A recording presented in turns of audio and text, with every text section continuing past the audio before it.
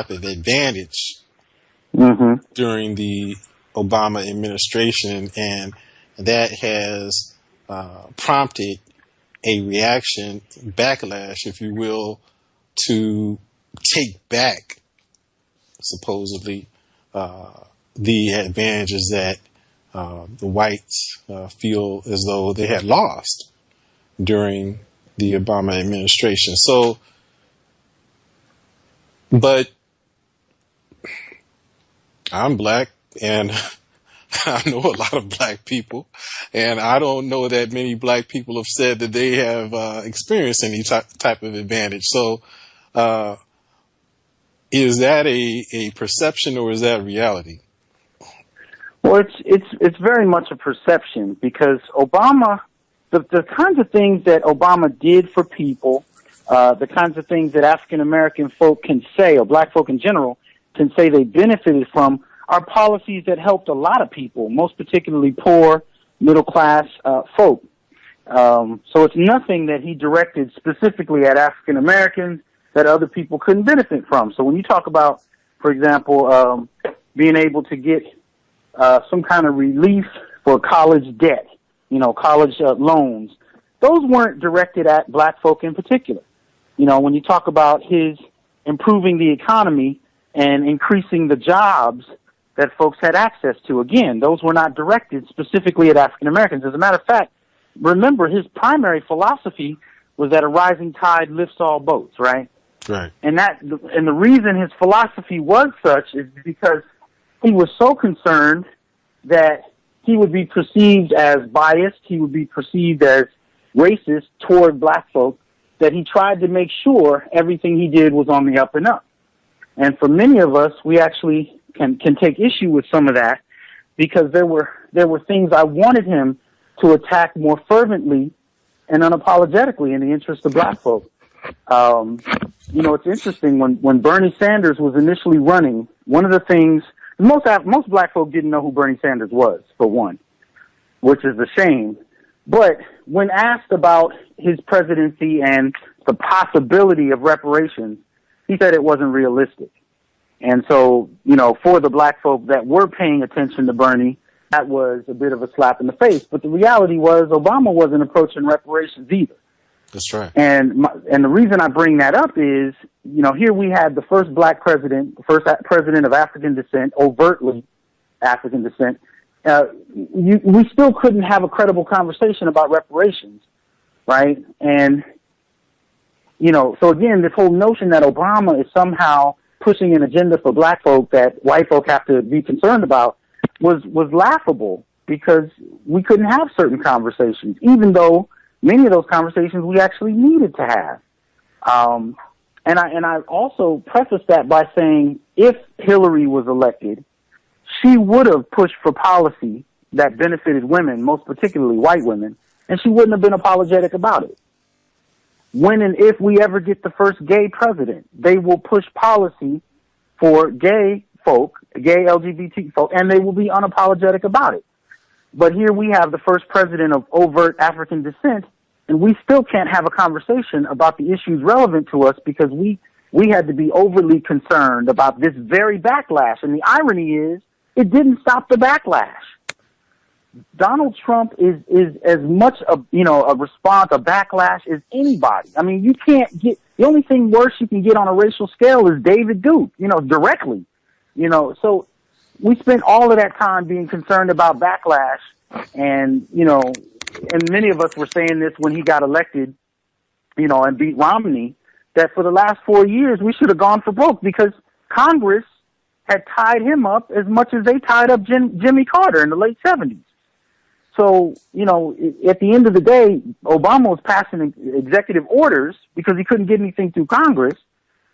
So again, really this kind of apologetic posture we took, via Obama, and this posture of trying not to upset white folk, it didn't work, and it resulted in a backlash. And at the end of the day, we should have been unapologetic about pressuring him more about what needed to happen. And this is one of the reasons I supported Cornel West's pressuring of Obama. Many people dismissed West and suggested that he just had a personal gripe.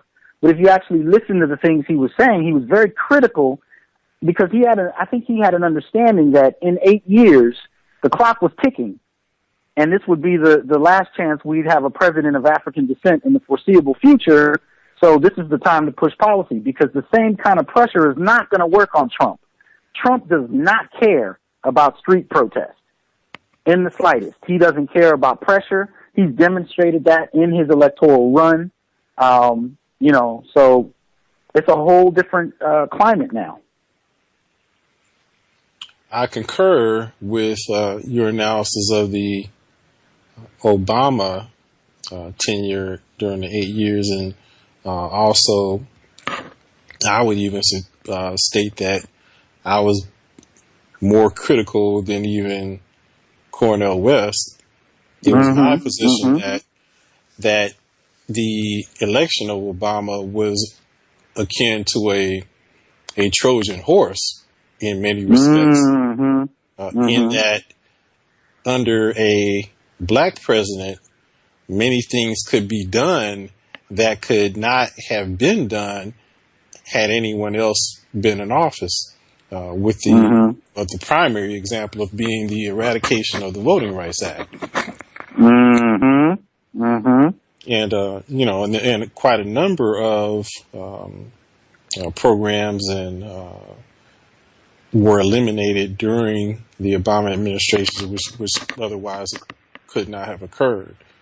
And my primary criticism during his first term was that he had the opportunity to enact quite a bit of legislation, in the fact that his first 4 years he had a Democratic Congress. Yes. And missed that opportunity to do so because of the fact that he tried to approach his negotiations from a conciliatory standpoint with someone who was already avowed that they were not going to negotiate with him under any conditions. And you know what? I hold the Democratic Party as a whole accountable for its lack of action when they had Congress, and how they went about this whole election, with Clinton. I take issue with the entire party. I haven't identified as a Democrat in 20 plus years, and I don't feel like that's a mistake, especially based on what I'm still seeing them do. Prime opportunities missed, and now there's going to be a mess on par with Bush Jr. and Reagan, just in the next 4 years. Absolutely. So there's a number of things that we could go into. You mentioned David Duke, and we just saw that as one of his cabinet appointments, he's appointed Steve Bannon, who was the editor of Breitbart magazine, a magazine that is a far right conservative outlet that espouses many of the same type of philosophies as does groups like the Ku Klux Klan, and which has resulted in the expression of support from one David Duke. Absolutely. And it heralds an unapologetically open and overt white supremacy. I would never say that white supremacy hasn't been a serious factor, even in the last 8 years, but with the election of someone like Trump, it is definitely far less hidden, far less reserved, and definitely more brazen. I mean, the day after, you had mentioned this in your introduction, that people are experiencing various types of assaults just at the election of Trump. And I had a student the very first day after the election, walking the class, an older white man, she's a young African-American woman, an older white man walked up, knocked the books out of her hands, and said, welcome to a Trump country, nigger, and walked away. And, for that type of brazen racism, it definitely speaks to us being in an entirely different context, Absolutely. Absolutely.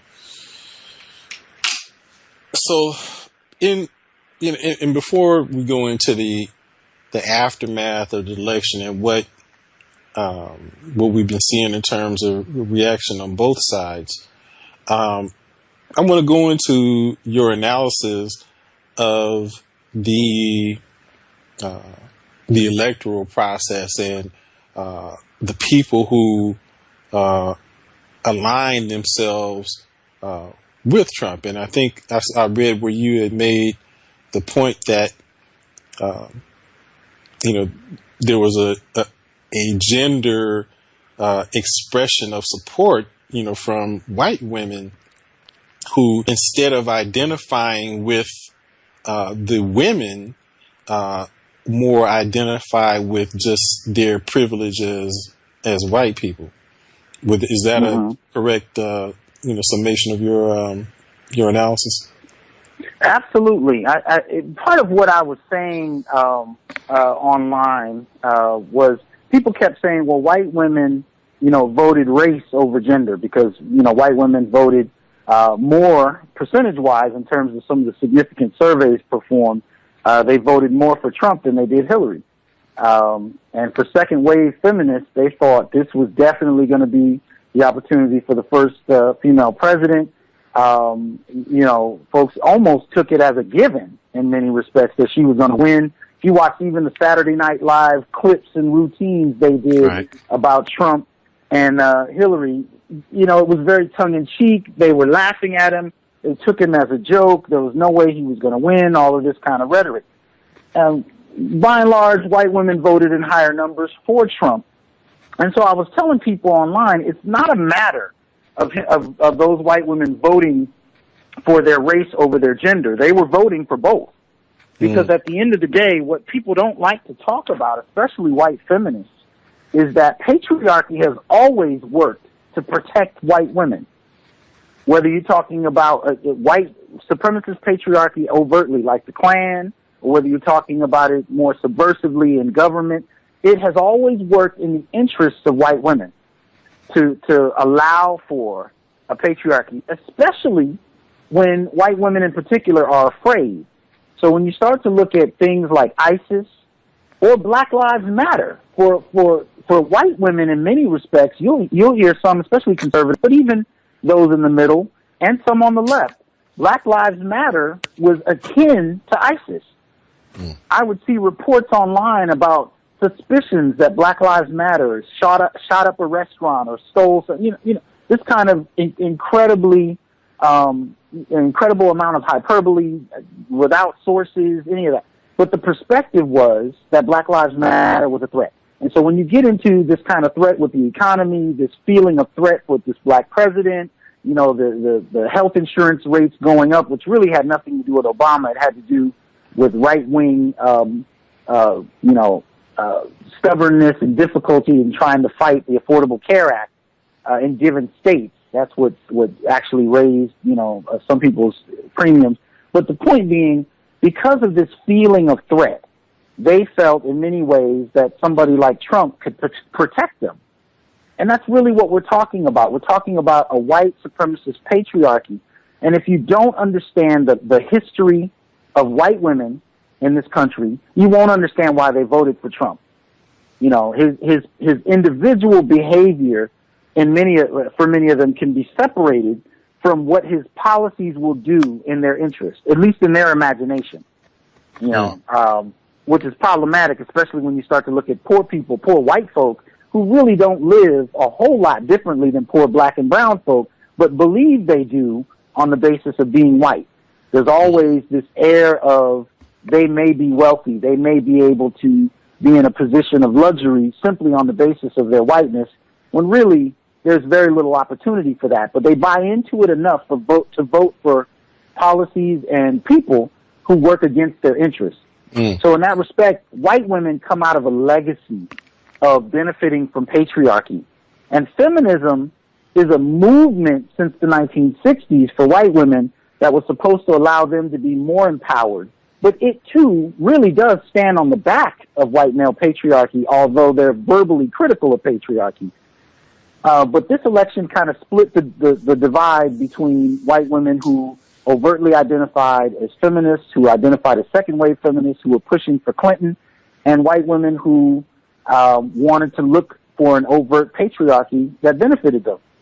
And if you take it back to the plantation was an overt patriarchy, but many people underestimate white women's roles.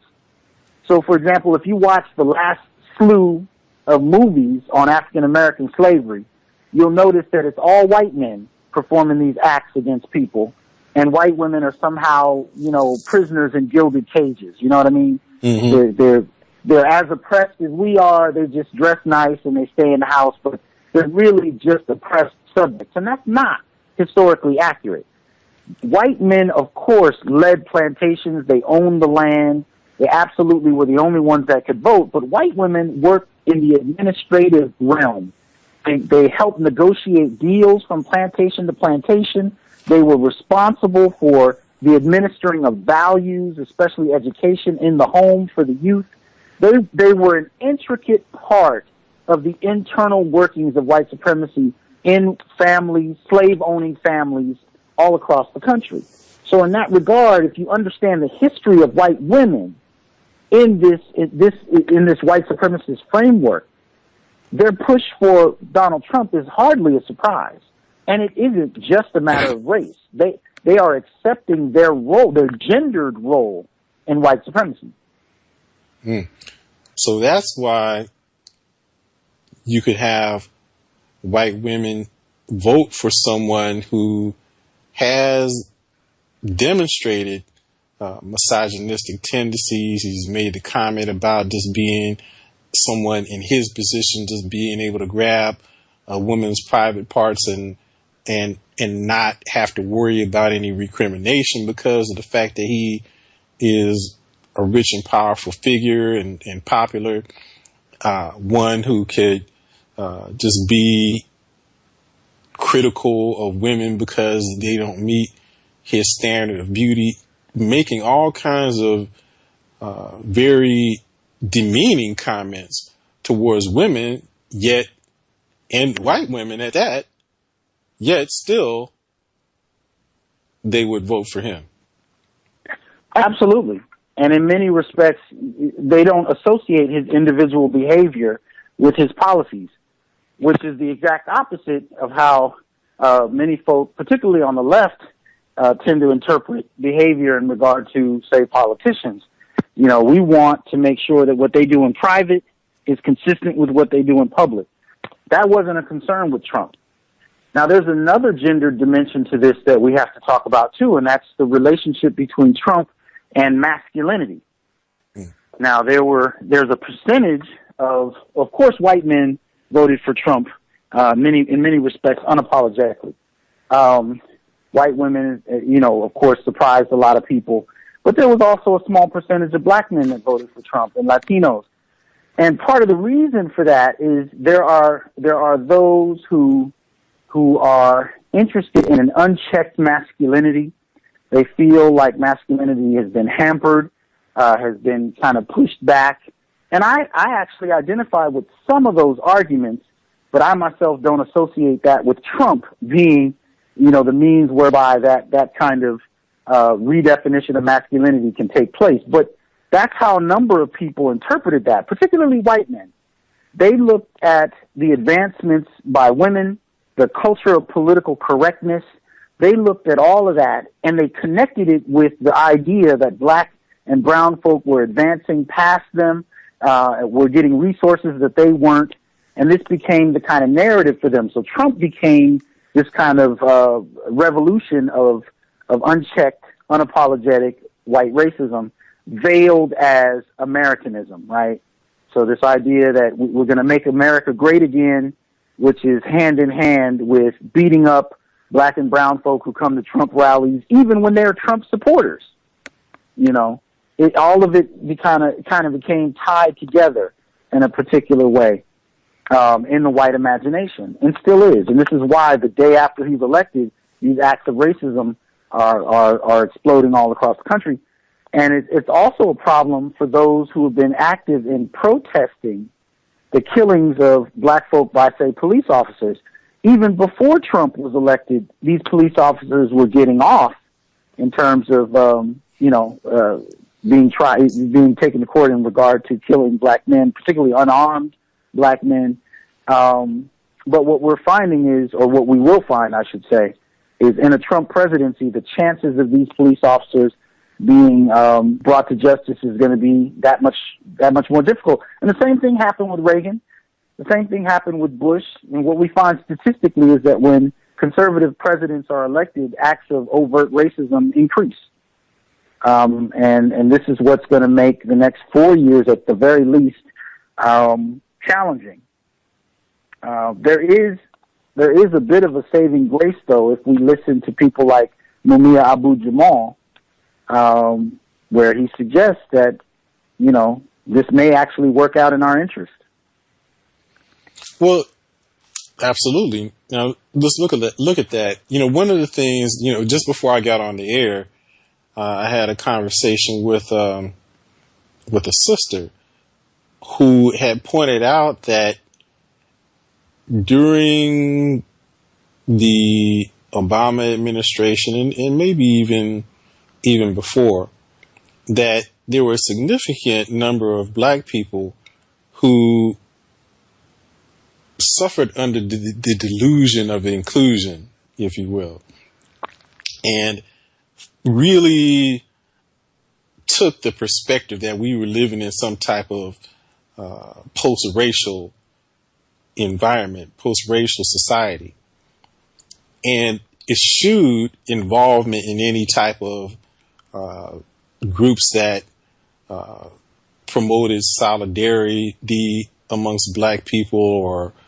advocated for the advancement of black people. Any type of black advocacy group, they didn't want to have any part of, because they truly believed that they were living in a post-racial society. And now it's in their face, and it's going to be, it has become a rude wake-up call.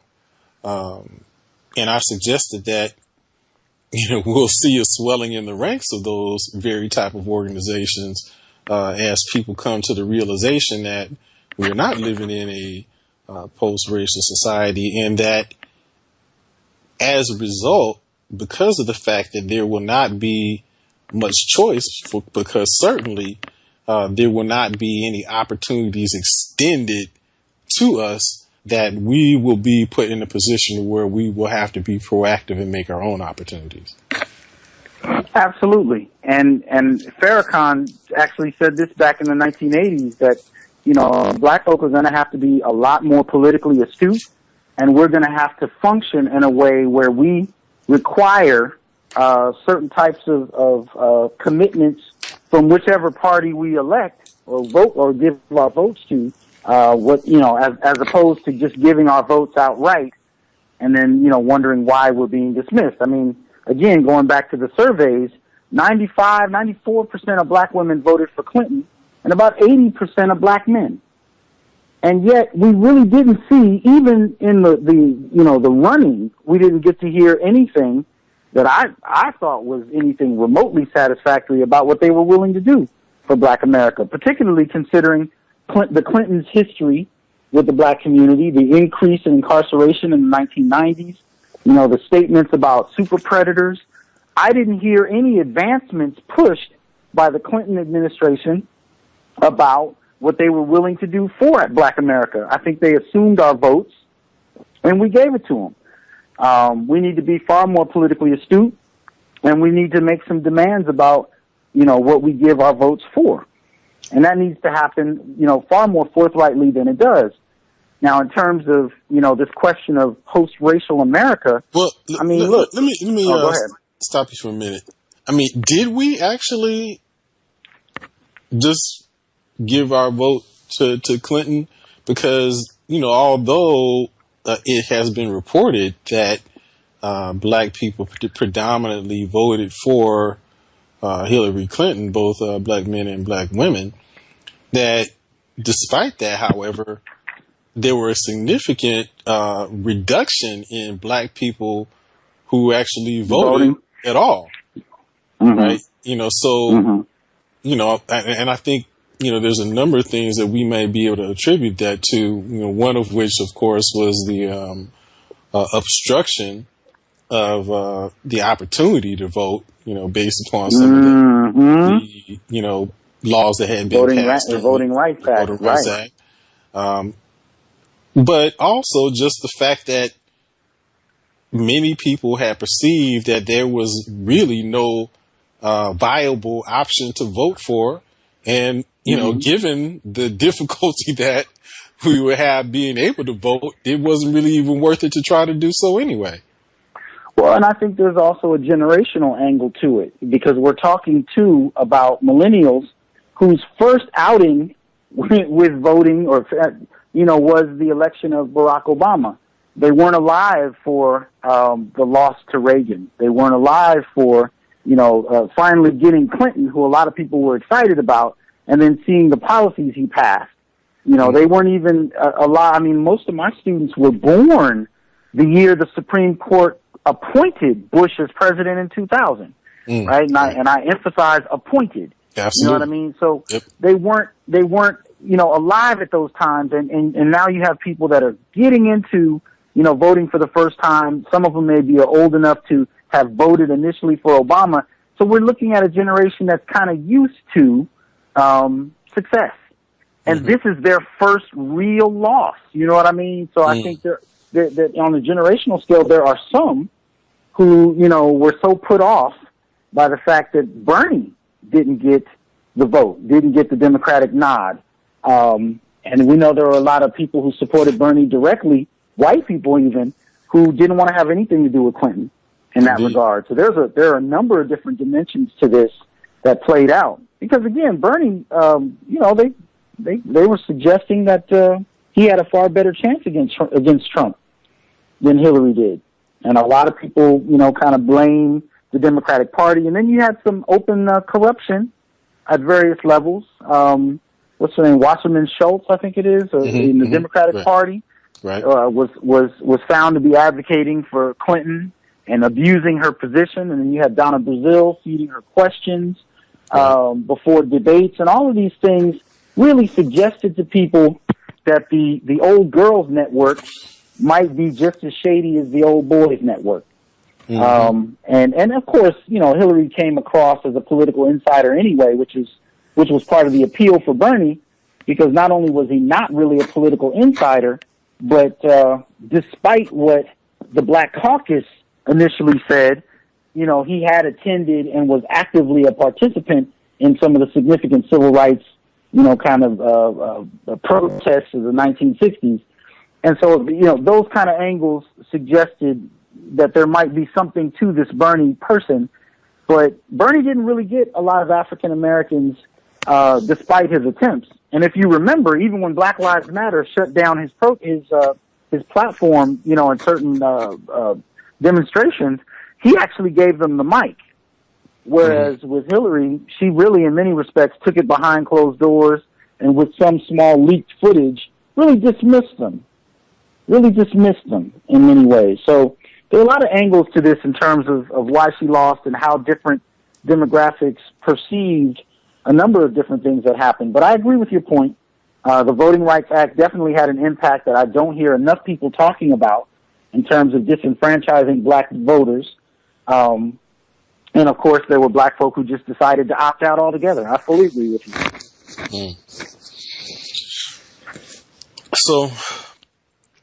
So we've seen, again, reactions on both sides of the spectrum. And, as I made the point earlier, it's important for us to be able to draw the distinction between reaction and response.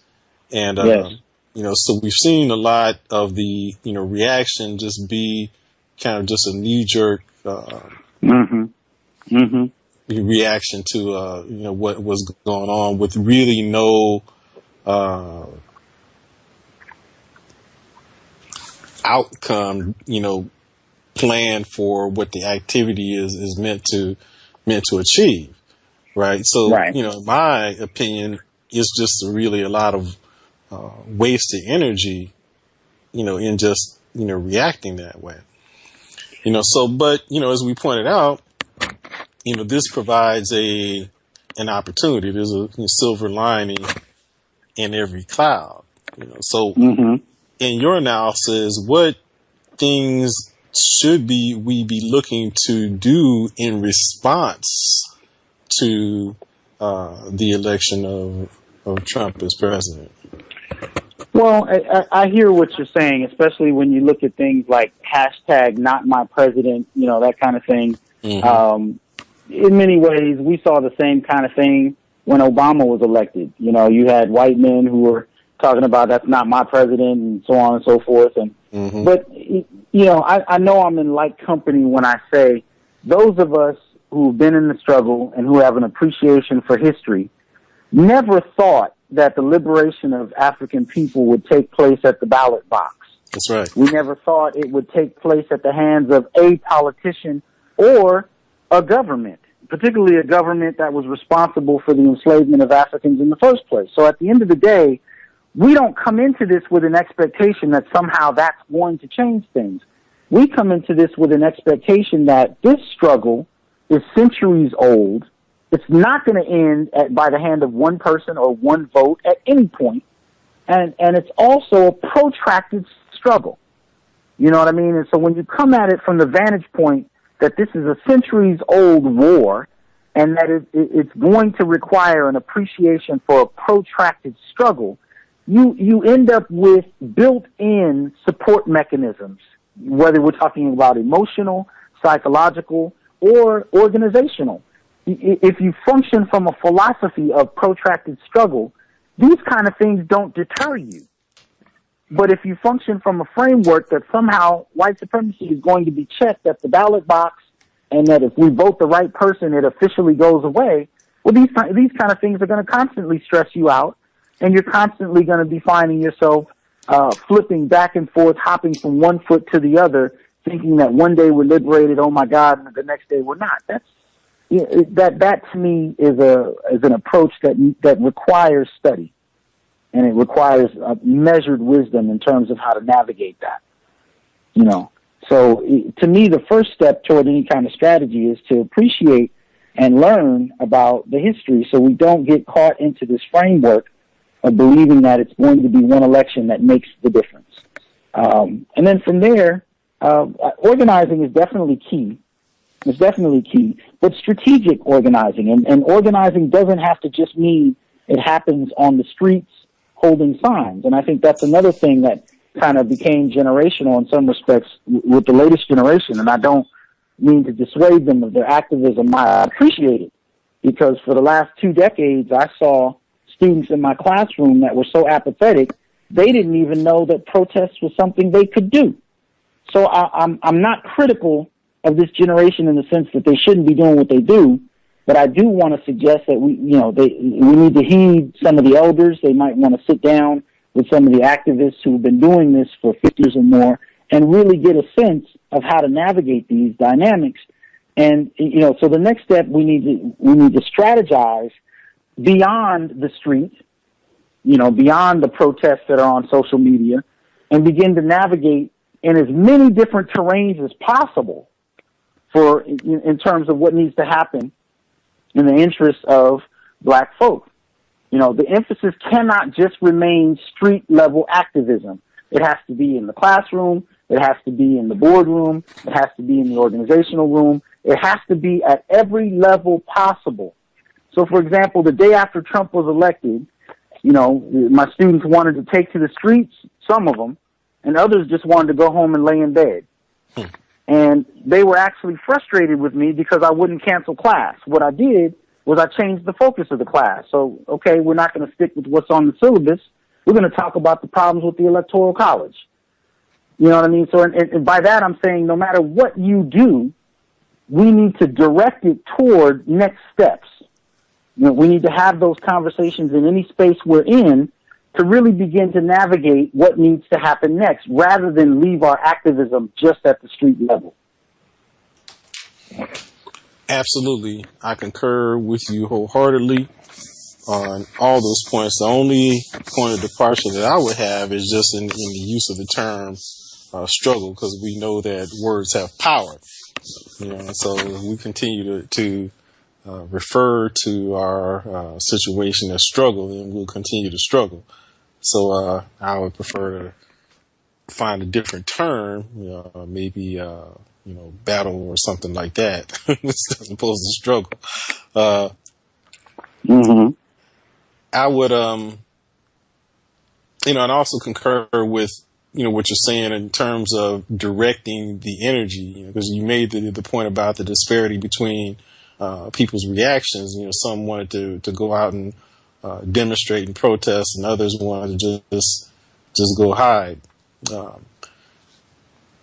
But there's energy there, and I think that the point is that we want to direct that energy into a more productive direction, where it can be used for creation. Often the reaction ends up being destructive, but we want to direct that energy in a positive direction. And one thing I do want to say, we live simultaneously in a physical and spiritual world. And a lot of times, we lose sight of that. And Black people in particular, being a very innately spiritual people, we have fallen prey to looking at things from a separate perspective. So instead of seeing things as working together, it is typically we get into religion or our spirituality as a sort of a retreat, as opposed to integrating it into how we live our lives, which I believe is a key in us being able to overcome the circumstances. So as we study and learn about spirituality, the difference that will be made will be when we begin to start to exercise the spiritual knowledge that we have in creating what we want to manifest here in the physical realm. And so as we talk about things that we need to do as a people, first it becomes in conceptualizing it in our minds, and getting together on, as you pointed out, on different levels, on different aspects of the objective of, one, we may need to direct some energies at sending people into the political realm and developing lobbying groups or fundraisers to support at least people in local elections and things like that. And then some people working on the economic front, because certainly we know, with at least the Citizens United situation being as it is, that political power is more directly affected by economic power. So you don't have that without having the economic power to begin with. And, then looking at, developing institutions, looking at developing alternatives to education. But so looking at things, from a different perspective, but also, realizing that, we have spiritual power to create what we want in our lives. And so being put in this position presents us an opportunity to be able to create the reality that we want. And it really puts us in a position where we really don't have a choice but to actually put those things that we've learned into practice right now. And I was talking to Brother Keedy online, and he was put forth some proposals about what Black people need to do from a Pan-African standpoint in terms of developing business relationships internationally. And it's not that we've ever had a shortage of plans. We've had Marcus Garvey develop a plan. We've had the Honorable Elijah Muhammad develop plans. We have today, contemporarily, Dr. Claude Anderson, who's developed a plan. In the book Destruction of Black Civilization, we had Brother Chancellor Williams develop plans. And so my point on that is that we have to go through a critical analysis to understand why we haven't implemented those plans and overcome the resistance and the change the psyche that prevents us from being able to work together. And in the realm that you're in as an educator, that's something that that you can work on along with other people in your realm. Well, I agree, and I appreciate the way you weave together a number of different areas, particularly economics and spirituality. And we need to become that fluid in how we conceptualize the problems, the solutions, and what can be done. What I was referring to earlier about a protracted struggle is really, in metaphysical terms, an attempt to step outside of time, right? Which is something that we could talk about metaphysically. We could talk about it even in terms of Ralph Ellison in the Invisible Man. The idea that we can become timeless, step outside of the constraints of time and space, and actually begin to operate from a different vantage point. Absolutely. Now, how to translate that on a practical level? One way to do it is to study history and look at how often the same things occur, yes, so that you can take solace in the fact that you understand the cycles, and that way an election doesn't make you want to jump off a cliff because you understand that these things occur.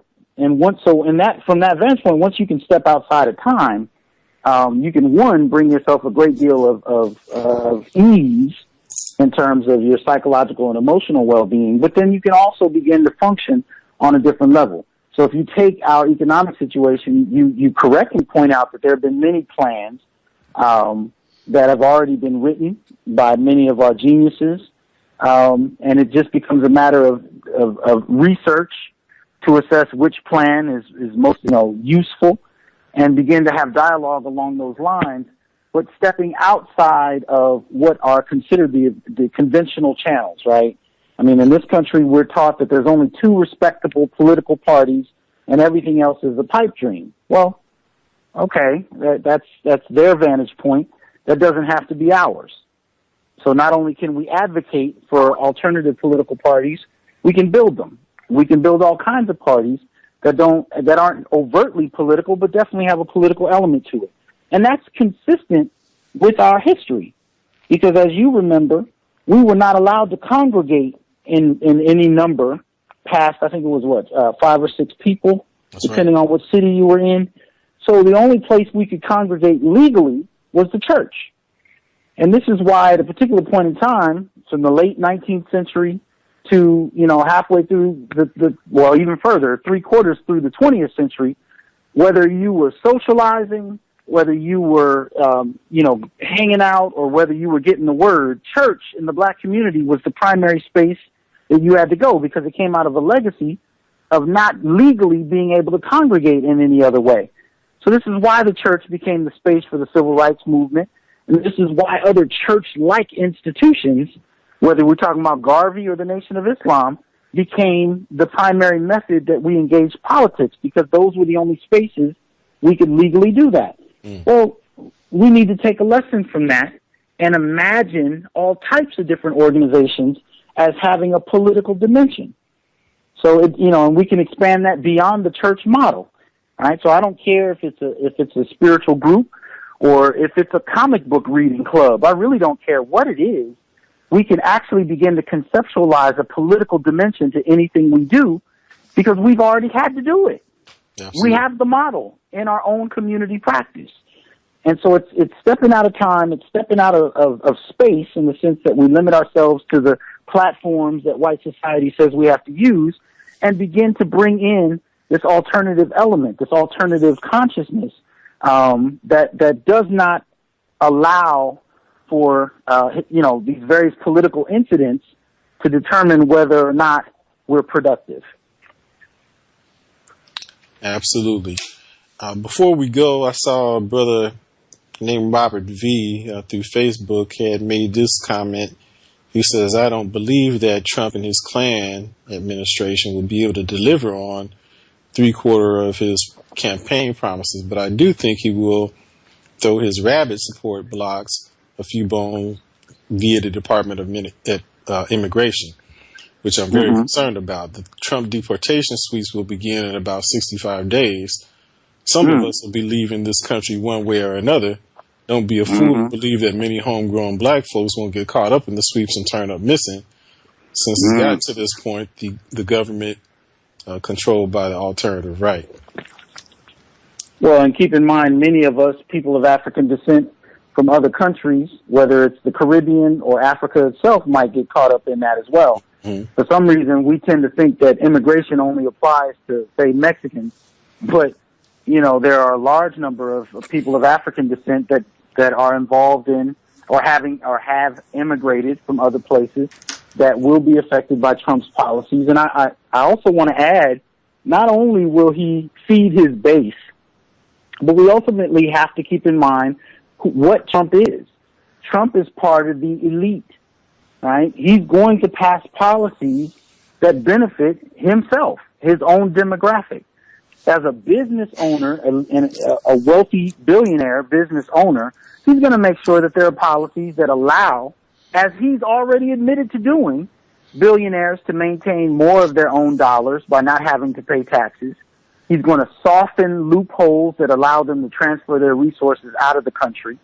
You know what I mean? And he's going to generate policies that allow for business owners to take greater advantage of really what comes down to the American people's dollar. Just as we saw with the earliest parts of Obama's initial election, initially being brought in, one of the first things that happened is the banks collapsed, right? And Obama was part of the framework that allowed the banks to be bailed out by the American tax dollars. So what we ended up having was capitalist gambles and socialist support systems. In other words, they got to gamble resources, and if it paid off, the elite kept it, the corporations kept it. If it didn't pay off and it resulted in deficits, and the American tax dollars bailed them out. Well, if that happened under Obama, what's going to happen under Trump? It's unprecedented in that regard. And so we really do have to remember he represents a demographic that is unapologetically concerned with its own advancement. And like under the Reagan era, also concerned with allowing people to live by the fluctuations and whims of the free market system. But what we as black folk have learned about the free market system in this country is that the free market is only concerned about serving itself. It is not concerned about people. It is not concerned about individual well-being or collective well-being. It is concerned about itself. And as long as we have a philosophy of allowing the free market to do whatever it wants to, we'll continue to have these kind of crashes. Because the recession of 2007 was a result of policies like these that went back to Reagan, went back to Nixon, really, but they went back to policies that tried to push back any of the gains from the Great Depression on. And they succeeded in doing so, which is what resulted in the 2007 crash. So now we have people who have voted for the next wave of Reagan-esque policies to where we can guarantee market crashes, because these philosophies are fairly consistent. As long as we allow the smallest elite to control and amass as much wealth as possible, they don't trickle it down. They don't advocate for people that don't have it, and the market doesn't either.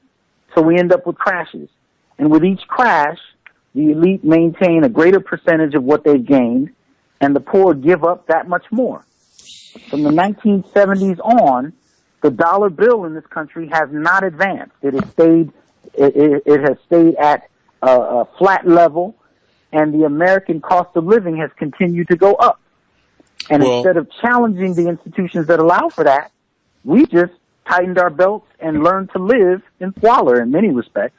But go ahead. Well, yeah, and your point there is very well taken. And with the points that you made with respect to the dollar, because of the fact that the cost of living has gone up in a relative standpoint, the value of the dollar has actually gone down. Mm-hmm. Absolutely. When people look at, the so-called strength of the dollar, is really in comparison to the other currencies, which have been, which has lost more value. So it was just, as akin to really looking at how people approach this election, the lesser of two evils, So it's not that the dollar is particularly strong. It's just that all the other currencies are worse.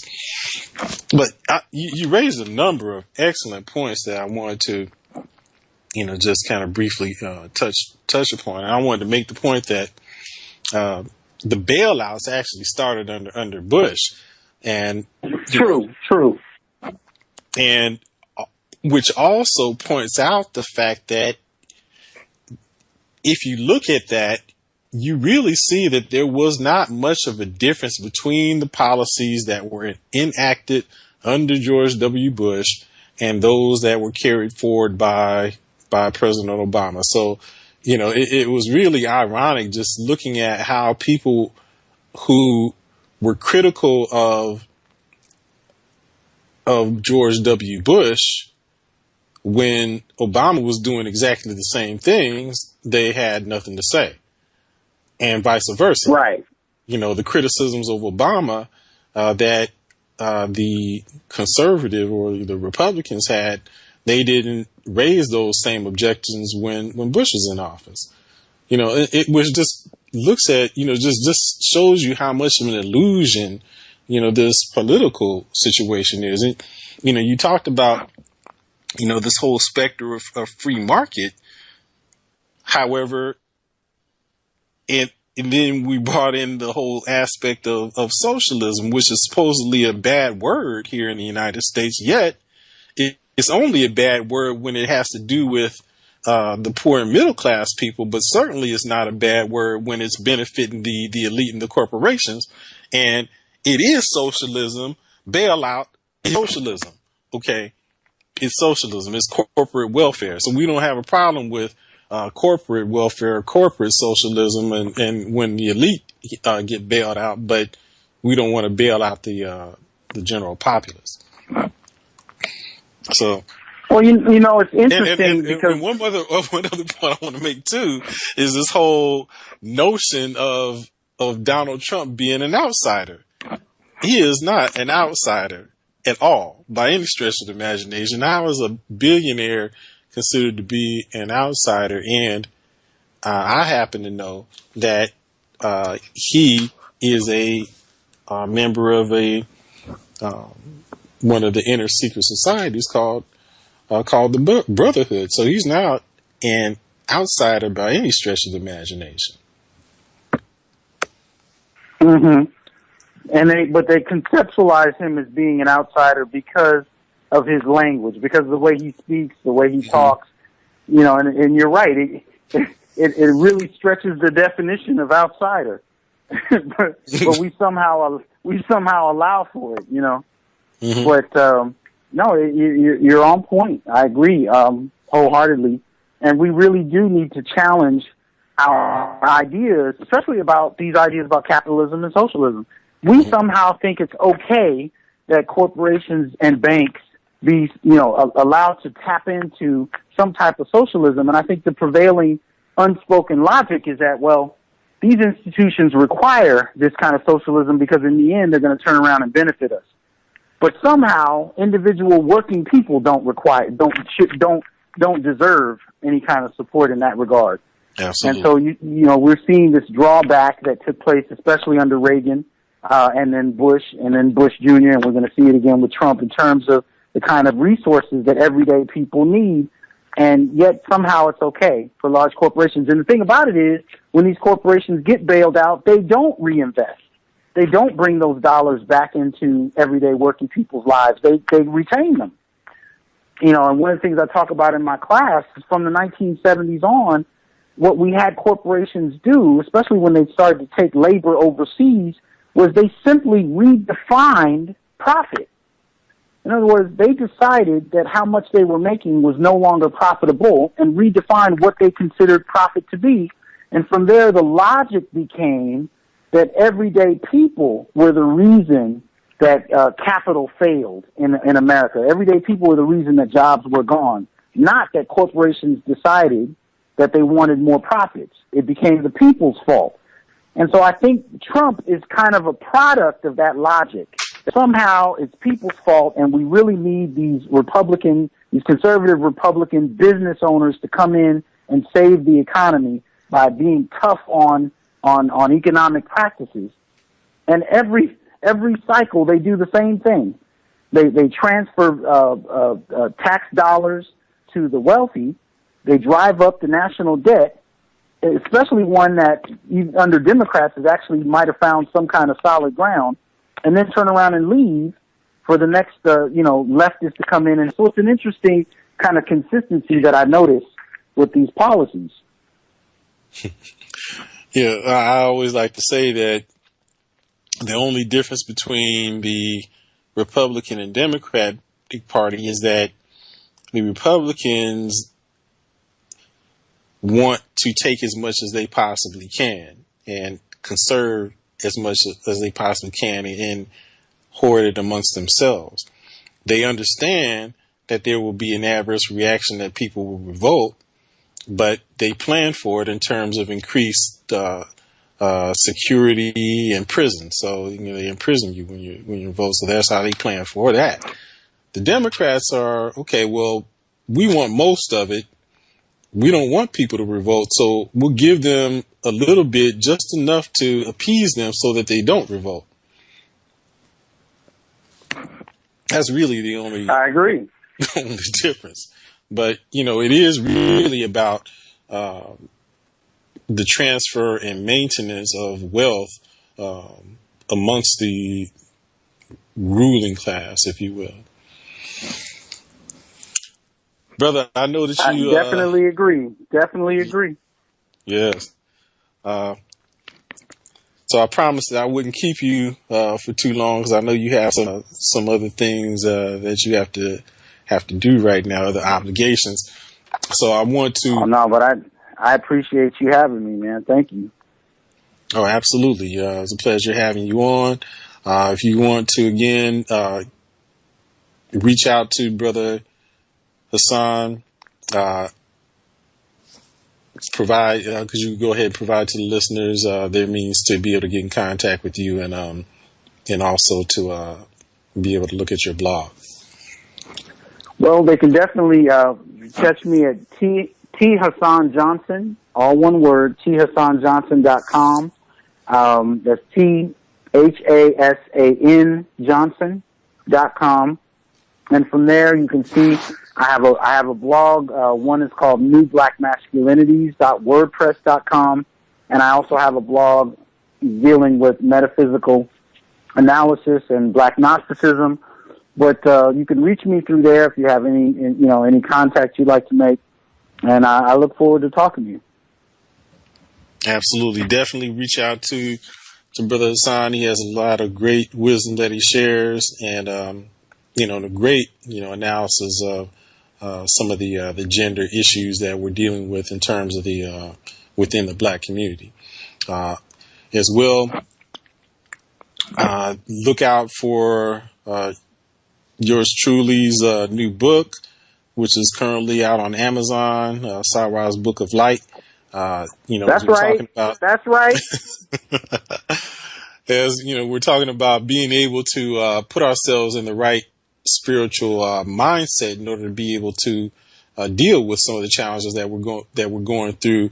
That book does provide some good inspiration in terms of being able to keep yourself in the right frame of mind and approaching things from the correct perspective. So you can either go to my website, which is www.sa-ra.org.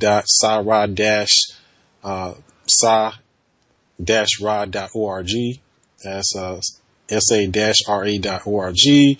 Or you can go to Amazon and just type in Sarah or Sarah's Book of Light, and you'll find it there. And also on my website, some of the spiritual classes that I've done over the past 6 years, and a number of posts are available there. For you to be able to listen to get some spiritual knowledge. So do look out for that. And if you also want to reach out to me, you can also contact me over Facebook. I want to thank Brother Dr. T. Hasan Johnson for joining us. And, we appreciate you and the knowledge that you share with the listeners. Thank you, brother. Much appreciated. Absolutely. All right. With that, Hotep, and be sure to join us again here on Journey in the Self.